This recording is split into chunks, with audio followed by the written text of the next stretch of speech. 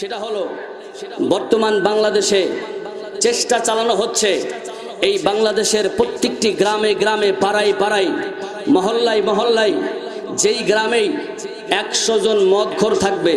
কতজন? জোরে বলেন কতজন?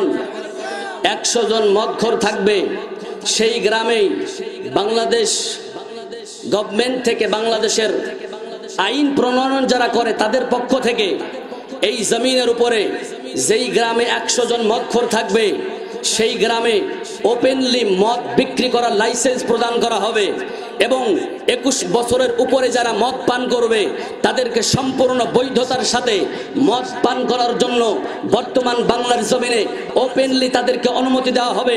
বাংলার জমিনের মুসলমান আপনাদের কাছে জানতে চাই, আপনার সন্তান মদখোর হবে, আপনার ভাই মদখোর হবে, আপনার ছেলে মদখোর হবে, আপনার চাচা মদখোর হবে, আপনার সামনে মাতাল হবে, আপনার সামনে আপনাকে গালি দিবে, এই মদখোর হয়ে সমাজের ভিতরে আপনাকে কুলাঙ্গার বলে গালি দিবে। এর থেকে মুসলমান হিসাবে ইমানদার হিসাবে আপনার আমার বেঁচে থাকার থেকে না থাকাই বেশি ভালো। কথা বলেন ঠিক না? আমরা উদাত্ত আহ্বান দিতে চাই, বাংলাদেশের জমিন হলো 92% মুসলমানের জমিন। কথা বলেন ঠিক কিনা? এই 92% মুসলমানের জমিনে আমরা উদাত্ত আহ্বান করতে চাই, বাংলার জমিনে কোনোভাবেই আমার সামনে আমার ছোট ভাই মদ খেয়ে মাতাল হবে, আমার ছেলে মদ খেয়ে মাতাল হবে, আমার ভাই মদ খেয়ে আমাকে গালি দিবে, কোশ্চিন কালেও ইমানদারিটা মানতে পারে না, কোনো মুসলিম মানতে পারে না, কোনো বিবেকবান মানুষ এই আইনকে মানতে পারে না। কথা বলেন ঠিক কিনা?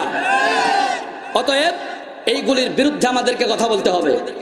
আর এইগুলির বিরুদ্ধে কথা বলতে গেলেই কিছু জন আছে তারা বলবে যে সরকারি বিরোধী কথা বলতেছে। কথা ঠিক কিনা বলেন?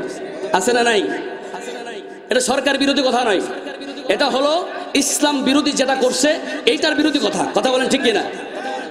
আমাদের চেয়ারে তো দরকার নাই, কিন্তু ইসলামের বিরুদ্ধে যে আইন প্রণয়ন করা হবে, ইসলামের বিরুদ্ধে যেই কথা বলা হবে, ইসলামের বিরুদ্ধে যেই কটূক্তি করা হবে, ইসলামের বিরুদ্ধে যেই ষড়যন্ত্র করা হবে, বাংলার জমিনে দামাল যুবকরা বলতে চাই, এই বাংলার জমিন থেকে জানাই দিতে চাই, আল্লাহর কসম একবার, আল্লাহর কসম দুইবার, আল্লাহর কসম তিনবার, শরীরে যতক্ষণ রক্ত থাকবে, শরীরে যতক্ষণ ঘাম থাকবে, বাংলার জমিনে ইসলাম বিদ্বেষীদের বিরুদ্ধে আমাদের জবান চলবেই চলবে। কথা বলেন ঠিক কিনা?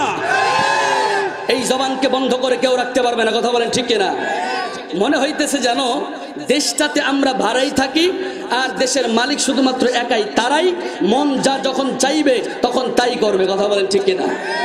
দেশটা নয়তো কারো বাপের ভিটা, করবে মন চাহিলেই যখন যেটা। কথা ঠিক কিনা বলেন? দেশটা কারো বাপের ভিটা নয়, দেশটা হলো সবার, বাঙালি জাতির সম্পূর্ণভাবে এই দেশটা তাদের জন্যই, এই বাংলাদেশ তাদের জন্যই। কথা বলেন ঠিক কিনা? দেশটা নয়তো কারো বাপের ভিটা, করবে মন চাহিলেই যখন যেটা। দেশটা নয়তো কারো বাপের ভিটা, করবে মন চাহিলেই যখন যেটা। দেশটা লক্ষ মায়ের ইজ্জতেরই দামে কেনা, মাটিতে মিশে আছে লাখ শহীদের রক্ত কোনা। দেশটা লক্ষ মায়ের ইজ্জতেরই দামে কেনা, মাটিতে মিশে আছে লাখ শহীদের রক্ত কোনা। তবে কেন অভ্যাস হলো ভিনদেশীদের চরণ চাটা। কথা ঠিক কিনা বলেন? এই বাংলার জমিনে থাকো, বাংলার জমিনের গান গাও, তবে বাংলার জমিনে থাইকা ভিনদেশীদের চরণ চাটার অভ্যাস বাদ দিতে হবে, কারণ এই জমিনটা হলো মুসলমানের জমিন। কথা ঠিক কিনা?